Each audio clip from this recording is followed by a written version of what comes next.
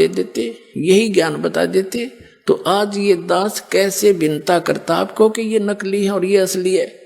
तो इसलिए परमात्मा ने कहा था, धर्मदास मेरी लाख दुआई, ये मूल ज्ञान की तो बाहर ना जाई, और ये सार शब्द और सतनाम की तो बाहर ना जाई। ये सार शब्द और ये मूल ज्ञान बाहर जो पढ़ी, वो बिचली पीढ़ी के हंस नीतर ही लाख दुहाई। तो परमात्मा ने जिनको ये मंत्र दिया उन महापुरुषों को, उनसे ये प्रतिज्ञा करा ली थी कि तुम जाप करो, पर अब इसको सार्वजनिक ना करना, नहीं तो बात बिगड़ जाएगी। तो अब जो प्रसंग चला है, आदरणीय धर्मदास साहिब जी को परमात्मा सचखंड लेकर गए। अब ये जितने भी नकली कबीरपंथी और नकली ये राधा स्वामी पंथ, धन धन सतगुरु पंथ, ये जय गुरुदेव पंथ, जनोद बिहाणी वाला पंथ, ये कितने गणाओगे तो पठेरा सा जा मेरा सारा काबली की करसी होगी बेमतलब की, तो अपने आप इतने पणप गए बताओ। अरे से बुद्धिमान व्यक्ति वहां फंसे बैठे, इधर ध्यान ना दिया उन्होंने, क्योंकि किसी ने डिफरेंशिएट ही करके नहीं दिखाया कि यू गलत सर यो ठीक। तो उन महापुरुषों को परमात्मा सतलोक लेकर गए और उनको फिर अपने गवाह बना के वापस छोड़ा। तो आदरणीय धर्मदास साहिब जी को जब परमात्मा सचखंड लेकर गए, अपने आत्मा में नकलियों का अब पता चलेगा, क्योंकि जो राधा स्वामी पंथ में, जय गुरुदेव पंथ में, सच्चा सौदा सिरसा वाले के पंथ में या निरकारी पंथ में जो भी हैं, वो उनके ज्ञान से तो खूब परिचित हैं, उनके मंत्रों से भी परिचित हैं। उनको तो 2 मिनट में समझ में आना चाहिए, 2 मिनट में तीसरी नहीं लगे। और जो यथार्थ ज्ञान है ये दास बता रहा है, सामने प्रमाणित कर रहा है कि ये गलत साधना है, ये सच्ची साधना ये है। और जिन महापुरुषों को ये मोक्ष प्राप्त मानते हैं, जैसे विशेषकर ये नानक साहिब जी को तो बार हुआ मानते ही मानते हैं, और को चाहिए मानो या ना मानो। तो नानक साहिब जी ने कौन सी साधना की थी,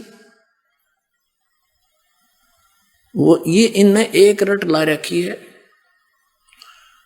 कि नानक साहिब जी ने कहा पंथ शब्द धुनकार धुन। और नानक साहिब जी ने ये भी लिखा कि वो 5 नाम 5 प्रधानों के हैं जो इस शरीर के अंदर विद्यमान है। तो वो क्लियर नहीं किया, इसलिए करने नहीं थे उन्होंने। ये सभी कहते हैं जितने भी पंथ हैं, राधा स्वामी, धन धन सतगुरु, सच्चा सौदा सिरसा, जय गुरुदेव, ये सतलोक में परमात्मा को निराकार बताते हैं। और ये नकली कबीर पंथी भी सारे, कि वहां केवल एक चेतन प्रकाश है, और आत्मा जो मुक्त हो जाती है वो परमात्मा में ऐसे मिल जाती है जैसे बूंद समंदर में, यानी उनका एक लय हो जाता है, और वहां कोई अलग अस्तित्व नहीं है। एक जम्मू के अंदर है श्री मधु परमहंस, रांजड़ी के अंदर, उसने थोड़ी सी कलाबाजी न्यारी करी, चतुरता दिखाई है कि वहां अलग अस्तित्व है आत्मा का, और है बिंदु सी डोट से कण से घूमते हैं जैसे उस। और वो भी क्या बताता है कि परमात्मा ने, पहले परमात्मा गुप्त थे, एक शब्द उच्चारण किया, उससे सफेद अद्भुत प्रकाश हो गया। परमात्मा यानी सतपुरुष परम पुरुष उसमें समा गया, उस प्रकाश में, तो वो अमरलोक बन गया, वो प्रकाश चेतन हो गया, जी गया। फिर वो पहले अमरा हुआ था, और फिर वो अमरलोक बन गया, फिर सारा वो प्रकाश भी और वो भगवान भी उसमें समा गया, जैसे चीनी पानी में हो गया, वो एक हो गया, वो तो दोनों सारे सो। फिर क्या बताया है कि फिर परमात्मा ने क्या किया, उस प्रकाश को ऊपर फेंक दिया, जैसे पानी की मुट्ठी भरकर पानी को ऊपर फेंक देते, फिर वापस आए तो छोटे छोटे कण बन गए, और उस प्रकाश में घुले नहीं, वह बन गई आत्मा बिंदु से, और वो उसमें घूमने लगी जैसे मछली पानी में। ये अस्तित्व वहां सतलोक अमरलोक का इसने बता दिया श्री मधु परमहंस ने। और फिर क्या बताता है कि आदि नाम सार शब्द अकह नाम नी अक्षर, कहते ये बोलने का नाम नहीं, ये तो वाणी का विषय नहीं है। और फिर क्या कहता है कि वो सर्वशक्तिमान, वो अमर पुरुष, वो सार शब्द, वो अमर पुरुष ही तो है। वो सार शब्द भी अमर पुरुष है। अमर पुरुष वो बने गया, वो चेतन प्रकाश में चीनी की तरह गुड़ के, और वो है सार शब्द, वो है सतनाम, सच्चा नाम। इसने थोड़ी सी ये वो दिखाई चतुरता कि वहां पर बूंद सी है जीवात्मा, डोट टाइम में घूमती रहती है मछलियों की तरह। अब वास्तविकता क्या है? धर्मदास जी को परमात्मा सतलोक लेकर गए। थोड़ा सा नकलियों का साथ साथ इतिहास दिखाया जाएगा तो जल्दी समझ में आएगा। पुण्यात्माओं, आप जी दूध के जले हुए हो, और दूध का जला हुआ लस्सी का भी फूंक मारता है, जो कि बहुत शीतल होती है। और दास ये चाहता है कि आप खूब फूंक मार के देखो और खूब परख कर यहां पर आओ, और फिर सिरदर्द की बाजी लाओ, सतलोक में जाओ। 2 मिनट का काम है। अब एक है ये मधु परमहंस, जो जम्मू के अंदर कबीर पंथी कहलाता है। इसने बड़ा तहलका मचा रखा था, अल्लाह बचा रखा था कि मेरे पास जो ज्ञान है इस ब्रह्मांड में नहीं, जो वस्तु मेरे पास है। और औरों को यो भक्ति का चोर बतावा था। अब देखो इसने कैसा ज्ञान दिया है, कैसा जाना है परमात्मा को, थोड़ा सी झलक दिखाएंगे। देखिएगा, ये पुस्तक है अनुराग सागर की वाणी। ये वाणी तो है कबीर परमात्मा की, अनुराग सागर से इसने ली है, और अनुवाद किया है श्री मधु परमहंस जी ने।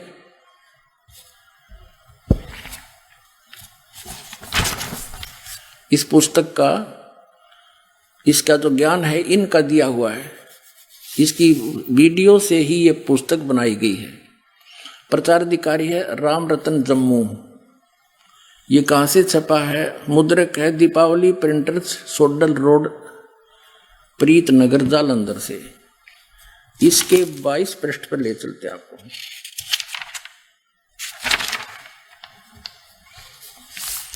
ये 22 पृष्ठ पे है। इसमें सृष्टि रचना सुनाई है। साहिब कहते हैं, धर्मदास अधिकारी पाया ताते में कह भेद सुनाया। अब तुम सुनो आधि की वाणी, भाखों उत्पत्ति परले निशानी।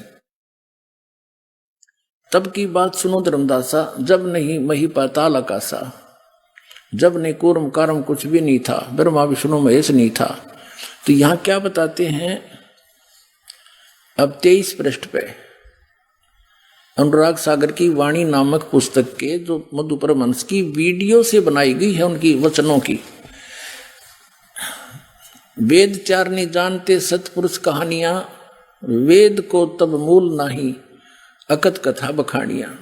ये वाणी तो कबीर परमात्मा की। अनुवाद करने चले श्री मधु परमहंस जी। साहिब ने धर्मदास से कहा, मैं तुमको आदि उत्पत्ति का रहस्य कहता हूं, जिसे कोई नहीं जानता। यहां देखिएगा, ये है कबीर सागर की वाणी अनुराग सागर से। सतपुरुष तब गुप्त रहे, कारण करण नहीं निर्माए, संपुट कमल रहे गुप्त स्नेहा, पौप माही रहे पुरुष विदेहा। प्रथम ही पुरुष शब्द प्रकाशा, दीप लोक रच की निवासा, चारी कर सिंहासन की नाता, पर पोप दीप कर चीना। पुरुष कला धर बैठे तैया, और प्रगटी अगर वासना सैया। 87 दीप रचि राखा, पुरुष इच्छा ते सब अभिलाखा। सब है द्वीप रहु अगर समाई, अगर वासना बहुत समाई। अब इस ये तो कबीर परमात्मा की वाणी, कबीर सागर अनुराग सागर से। और अनुवाद करने चले हैं श्री मधु परमहंस रांजड़ी वाले। साहिब कह रहे हैं कि आरंभ में पुरुष गुप्त थे, उनका न कोई साथी था न संगी था। एक समय उनकी मौज हुई, उन्होंने अंश उत्पन्न किए, अंश उत्पन्न किए। सबसे पहले उन्होंने एक शब्द पुकारा, अद्भुत सफेद प्रकाश उत्पन्न किया, और स्वयं उस प्रकाश में समा गए वो अमर पुरुष, और वो ही अमर लोक बन गया, वो ही अमर लोक कहाया। फिर उनकी इच्छा हुई तो उन्होंने अनेक दीपों की रचना की। अब ये आगे और विस्तार से बताया है, डिफाइन किया है बहुत अच्छी तरह, यानी खूब खुला बताया है और सारी झूठ बोली है। वास्तव में यह रहस्य छिपा गया है। मैं बताता हूं। सर्वप्रथम परम पुरुष ने इच्छा करके एक शब्द पुकारा, जिससे एक अद्भुत श्वेत रंग का प्रकाश हुआ और वो प्रकाश अनंत में फैल गया। वो प्रकाश संसारिक प्रकाश की तरह न था, वो इतना अद्भुत था कि जिसका एक एक कण करोड़ों सूर्य को लज्जा दे। ठीक है, ये 23 पृष्ठ पर पढ़ा हमने। फिर 24 पे, जब वो प्रकाश अनंत में फैल गया तो फिर सत्पुरुष स्वयं उस प्रकाश में समा गए। अब वो प्रकाश चेतन हो गया, जीवित हो गया, पहले मरा हुआ था। ठीक है, जिस प्रकार आत्मा में शरीर आने से शरीर चेतन हो जाता है, उसी प्रकार वो प्रकाश भी जीवित हो उठा। प्रकाश में आने से पहले वे सत्पुरुष गुप्त थे, जबकि प्रकाश में आकर वे सत्पुरुष कहलाए। और वो अद्भुत प्रकाश जो स्वयं सत्पुरुष थे वो अमर लोक कहलाया। जो प्रकाश उत्पन्न किया उसमें स्वयं समा गया अमर पुरुष, वो सारा मिलकर अमर लोक बन गया। फिर देखो, अमर लोक कहाया। अभी भी सत्पुरुष अकेले थे, फिर उनकी मौज हुई और उन्होंने उस प्रकाश को अर्थात अपने ही स्वरूप को अपने में से खिटका दिया। अनंत बिंदुएं होगी जो वापस उस अद्भुत प्रकाश में आई। जिस प्रकार समुद्र से पानी को मुट्ठी में या हाथों में भरकर उछालने से कई कण बिखर जाते हैं, उसी तरह उस प्रकाश में से भी अनेक कण बिखर गए। लेकिन जिस प्रकार समुद्र की बूंदें पुनः समुद्र में गिर समुद्र का ही रूप हो जाती हैं, उसी तरह वे अनंत कण भी वापस उस अद्भुत प्रकाश में आए। लेकिन अचरज यह था कि वे बिंदुएं जब वापस प्रकाश में आई तो प्रकाश में नहीं हुई, उसमें मिली नहीं, क्योंकि सत्पुरुष ने इच्छा की कि इनका अपना अलग अस्तित्व ही रह जाए, तो वे ही जीव कहलाए। वह बिंदु सी बूंद सी वो जीव बन गए। वे सब जीव उसी अद्भुत प्रकाश में विचरण करने लगे, जैसे मछली घूमया करे। अब देखो, आत्माओं का इस प्रकार अलग अस्तित्व के साथ विचरण करना बड़े अचरज की बात थी, क्योंकि समुद्र की बूंदों का समुद्र में अपना अलग अस्तित्व नहीं रहता। जिस प्रकार पानी में मछली घूमती रहती है, उसी तरह सभी जीव उस प्रकाश में घूमने लगे। यह देख परम पुरुष बड़े खुश